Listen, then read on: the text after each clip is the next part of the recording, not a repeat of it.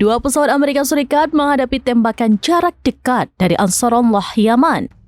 Serangan itu meningkatkan kekhawatiran atas keselamatan pesawat Amerika Serikat dan Israel di Yaman.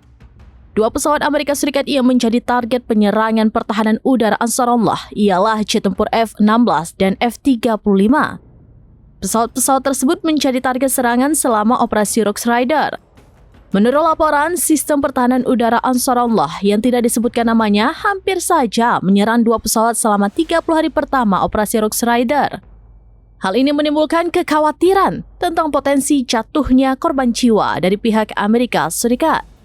Sementara pada periode yang sama, pasukan Ansarullah berhasil menembak jatuh 7 pesawat nirawak MQ-9 Reaper.